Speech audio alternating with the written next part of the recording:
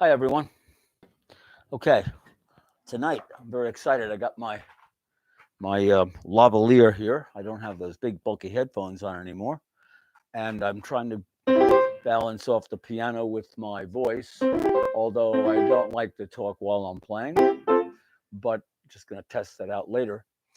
Blank board. You know, there was one thing that I kind of neglected to tell everybody about, and that is uh, I did in an earlier lecture, which I erased because the production was not good enough in terms of the video and the sound quality. I talked about the rhythm being um, the loud beats and the soft beats and all that. For twos, we have loud soft. For threes, we have loud soft soft. Regardless of the volume, it's all relative. But I didn't tell you what is rhythm. I did, but I think I threw out the lecture or the broadcast. So, what is rhythm? Good question. The closest anybody ever came was a girl that said to me, "Well, that's the way it goes." And I said, "Yeah, you're right. It's the way it goes. It's an unworkable definition, but you're quite right. It's the way it goes." Um, we very often recognize a piece simply because of the rhythm it's using, as we showed with Joy of the World with the simple C scale. But what is rhythm? It's a heck of a good question. Okay, I will write it. I will, I guess, kind of write it down. Rhythm. Oh, let's spell it right, Jeff. Rhythm is when attacks, and that means a hit, a note being initially played, when attacks happen in the meter. Okay, well, what do you? Can you explain that to me, Jeff? Yeah. Okay. Well, you have a meter. Let's take a simple meter like 1 and 2 and 3 and 1 and 2 and 3 and we'll draw that out. 1 and 2 and 3 and then we have a bar line. I'll draw it in. I'll use a different color. I don't want to get confused with the one being a bar line. 1 and 2 and 3 and I hope you're all getting used to writing that with the sizes of the loudnesses. And we'll write one more just for the fun of it. Okay. Now, I'll draw the bar lines just in quick so we know where they are. Okay. I'll put one there. Okay, so what do I mean by when we play on the rhythm? Maybe I'll use a different color for that. Let's play on these. Let's play on those beats. Okay? Meaning, now when I play on them, I'm going to play a louder three and a softer and a much louder or a fairly louder one. Now that takes two beats. Now remember, the longer a note is, the more he gets. So that's going to be a pretty good one, loud one. That's going to be a louder two and a louder three, but not as loud as one. And this guy, assuming he lasts to, let's say, here, let's say these two guys are not here, then he's 4 beats long. He'll be one of the other big beats. So if I play the note C on the green lines, I'll count and I'll play my middle C where there's a green line. And that will give us the rhythm. This line here of the count, remember the word, that is the meter. I'm hoping you can see everything I'm writing. I don't know if that light's too bright. We'll find out, I guess. But so what I'm going to do is I'm going to play my middle C when the green line count comes around. Here we go. 1 and 2 and 3 and 1 and 2 and 3 and 1 and 2 and we didn't use the 1 and 2 and here, so I'm going to erase it really. And I'm going to use that much. I'm going to repeat it over and over again. 3 and 1 and 2 and 3 and 1 and 2 and 3 and 1 and 2 and anybody know what piece it is yet? Hands. Okay. I'll play it with the right notes. Same rhythm, same thing. I'm sure a few of you have already guessed. Here we go. 3 and 1 and 2 and 3 and 1 and 2 and 3 and 1 and 2 and so obviously a very familiar rhythm. If we look at the words here, you've got happy. Happy's down like that, both syllables. Happy birth. There's our big word, birth. Then we get the word day. It's a little less, and two. And then we get the next big word, which is the biggest word actually in the whole thing. The happy birthday song is to you. We're stressing you. Happy birthday to you. And the meter underneath it, which is the count we have here. Happy birthday to you. Happy birthday to you. It's perfect. It's exactly as we say it. It's exactly as we do it. So rhythm, when we play over a meter. Okay? Now, in this one, there are no syncopations. It's a pretty straightforward thing. It's easy for people to sing. And you can see how perfect it is. Now, getting back to, does it tell us how to play? Well, in a way, yes, because now, oh, you know what I wanted to show you? The actual notes we would write it with. Now, watch. If I put this in 3/4 time, I use black again. If we put it in 3/4 time, then these, the eighth note is going to be our one beat. And so we're going to get 2 eighth notes here, and then a bar line. I'll draw it in blue to complete it. Two beats would be a quarter note, 2 beats would be a quarter note, 2 beats would be a quarter note, and the 4 beats would be a half note. Okay? So that's the way you'd see the rhythm written out. However, I'm going to show you something else in a second. So let's draw the bar line down a little bit further. Okay. All right. So that's the way we would draw it. Now, obviously, you're all going, well, Jeff, what about the beats that are here before the 3N? Well, this is called an upbeat. We don't write them if we're not using 1N, 2N. We generally don't write them in. We start with what's called the upbeat. Why is it called an upbeat? Because the pattern for 3 when we conduct is 1, 2, 3, 1, 2. And if you watch the 3, my hand is going up. And when we do the 1, my hand is going down. So that's called the downbeat, the upbeat and the downbeat. 1 and 2 and 3 and 1 and 2 and 3 and. Now, could it be written differently? Sure. If we wanted to write in 3/8 time, then it would look like this.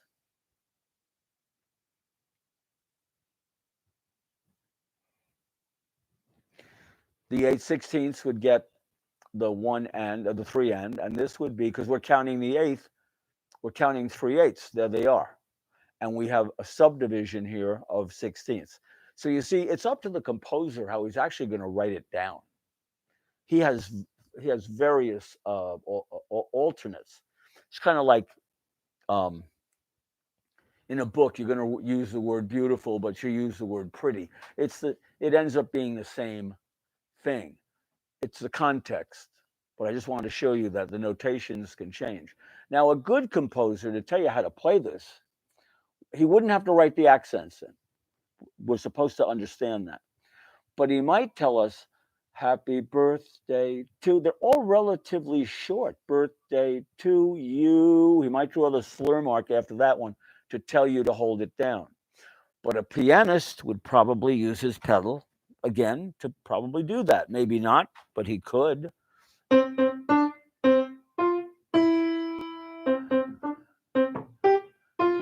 And the hand could come up, whatever. But we're talking tonight about what this is. Okay? What is rhythm? To have a rhythm, you need a meter. And then you have to know when you're playing on that meter. Let's look at a couple of others.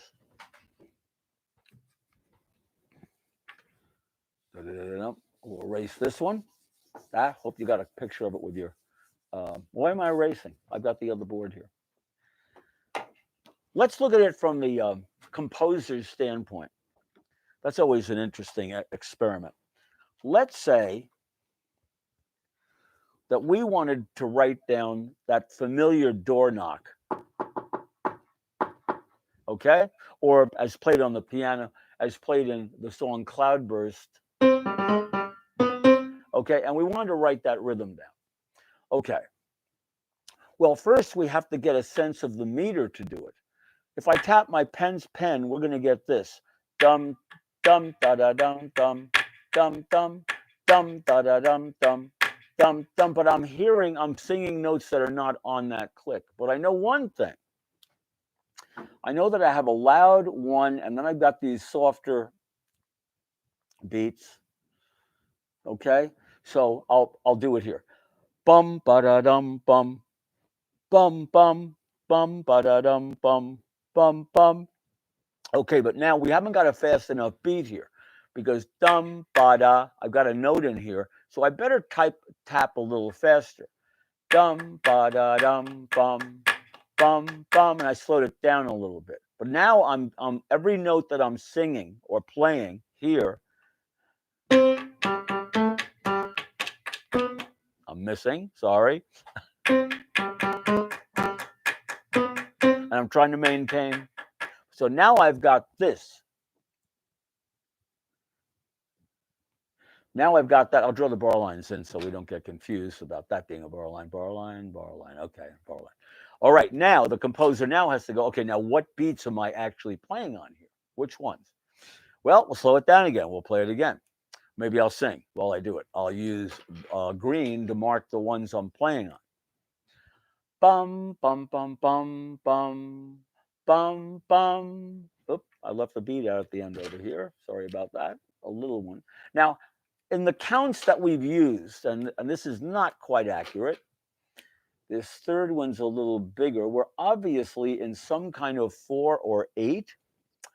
I'm going to call 8 because if we count what's in the measure, 1, 2, 3, 4, 5, 6, 7, 8, but we don't count it that way. That's not the way we count this. When we first tapped out the rhythm, we felt that big 4. Dum da da dum dum dum dum dum, that with all the right, but we needed to drop down to the next subdivision to tap on all the notes I was singing. Bum ba da dum bum bum bum. Get the idea? So now let's identify the ones I'm hitting. We're starting on that one. Dum ba da. We're playing on both of these. Bum ba da dum. We're playing on him.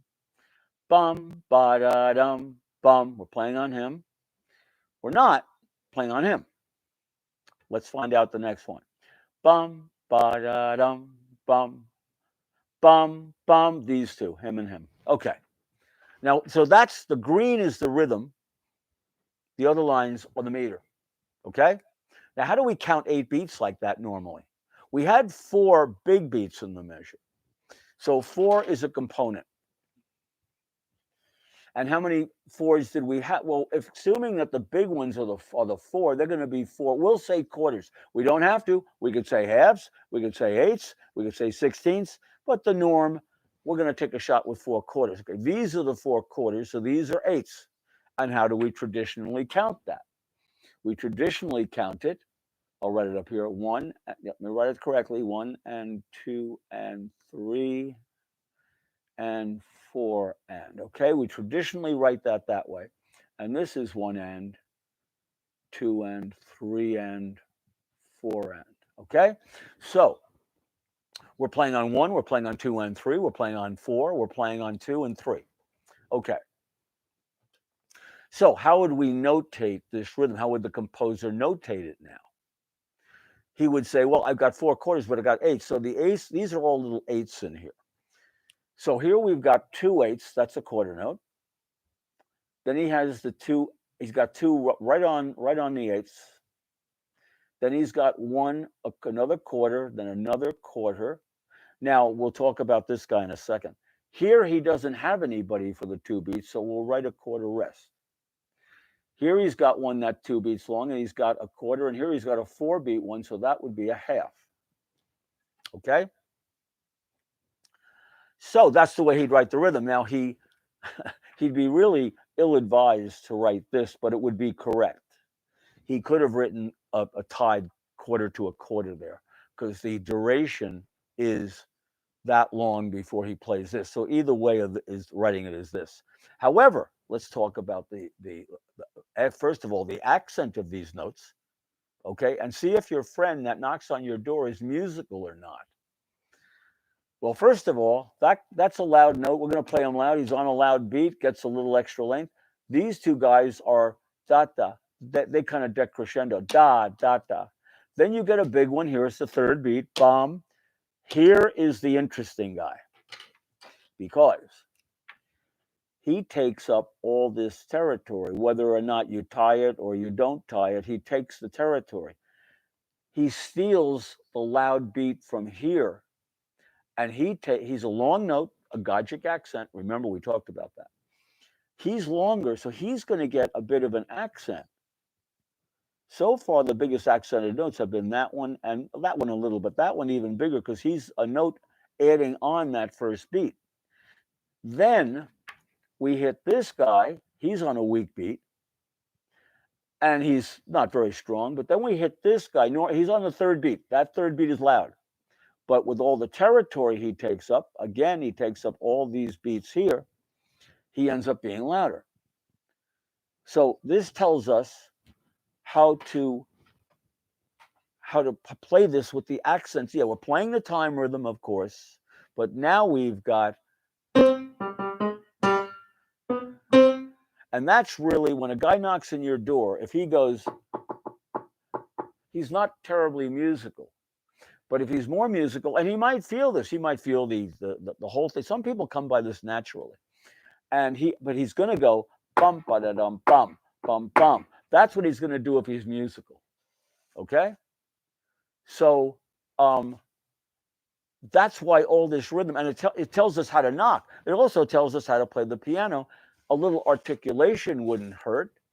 Bum bum bum bum bum bum bum, and maybe even writing a little accent on them. Bum ba da dum bum, and make it short. Bum bum.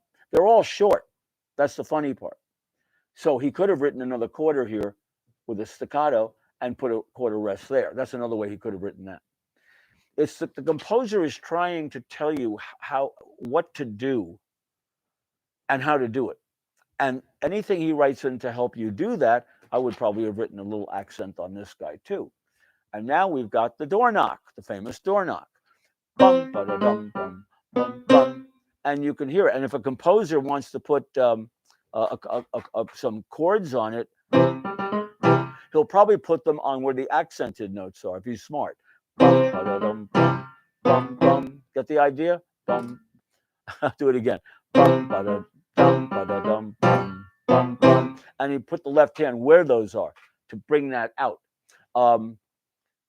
Somebody else might put the actual meter 1, 2, 3, 4, 1, 2, 3, 4, bum, ba-da-dum, bum. Because that's kind of like ragtime, where you get a regular 1, 2, 3, 4, 1, 2 in one part, and the dum ba da da bum bum in the other part, because you can hear the syncopation maybe a little better because you have that going also. And you can hear where the syncopations are because they're not coming. These two guys are not coming on a loud beat, so you have a tendency to hear that more. But anyway, this is what rhythm is. What beats are we playing on? Not how long are we holding them. That does not matter. That's not a part of rhythm. Let's distinguish that now as we're getting close to the end here. Let me turn it over. It's a little cleaner on that side. Okay. If you have this rhythm, and if you know rhythm, and this rhythm are the same rhythm. If we're in 4/4 time, let's say, and the count is 1, 2, 3, 4. It's the same rhythm. You're playing on 1 and you're playing on 3 in both cases. The top one goes like that. I'll tap the rhythm. The bottom one goes, okay, same rhythm. So what's different? They sound different, Jeff. What's different? This is different. The articulation. That's different. Same rhythm, different articulation. And this is where pianists get off on. It's funny. A note will be held, and you'll be playing, and I have kids go, "Well, Jeff, there's a note being played when the last note's played," and I tell them, "No, it's not." But they go, "But it's down. That C is still down on the bottom." And I say, "It doesn't matter. That has nothing to do with the rhythm. That has to do with the articulation. So when they play that note on its own to practice, they play the C too. And I go, no, you don't play a C there. You play a C with the G. Let me draw what I'm saying real quick because I do want to make this point. I shouldn't erase articulation. That's the other thing that people confuse with rhythm. What I'm saying is this: if somebody has, let's say they have to play a C chord, we haven't talked about pitch yet, I know, and we had to play a G, A, B, C this way. So we have this. Sorry. They say that I'm playing the chord here when I hit that, so I'm playing the chord. They're wrong. That chord is still sounding, but I'm not playing it. The only rhythm I'm playing, the only place I'm playing anything together is there. I'm not playing the chord together with him, or him.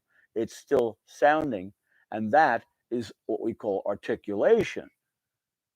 Articulation. I'll get it yet. Okay, but so that's something we have to distinguish. When people learn rhythm, they go, oh yeah, I learned all about quarter notes and half notes and whole notes. And I look at them and go, you haven't learned anything about rhythm yet. Nothing, virtually nothing. Rhythm is when you hit notes. Here you hit these notes on the first beat of the measure. On the second, you hit him. On the third, you hit him. On the fourth, you hit him. So there's something being played. The rhythm is 1, 2, 3, 4. That's the rhythm. Whether you have a chord going or not, and nothing's being played down here. Not being struck. Remember, I used the word attack. I think I erased that. Or did I? Hang on. Did I erase attack? I'm not sure. No, I didn't. I used that word before. Remember? Rhythm is when attacks happen in the meter. Attack being hitting a note. You're going to hold it for a couple of days. That's fine. That doesn't matter. You hit it on that beat. That's all. This is why pianists have trouble doing tremolos like they do in the violin when they take the bow and they go like this. We have to do this kind of thing. Let me get my pedal here. We try to really hide it to keep the note going, but it becomes a rhythm. And Beethoven would use that rhythm on purpose, just bang, bang, that way. That was a meter. He was playing the meter. But a tremolo is difficult on the because you can't make it sound like a rhythm. And it's one of the things the piano has a weakness with. Is at any time you have to do something where you make a note get louder. To make it get louder, you have to hit it again. Piano has certain disadvantages, but we have ways around them. So anyway, I hope this was clean tonight, and I hope I can record the sound with my new mic, my new wireless microphone. So anyway, I hope this has been enlightening. As I always say, when words fail, music speaks.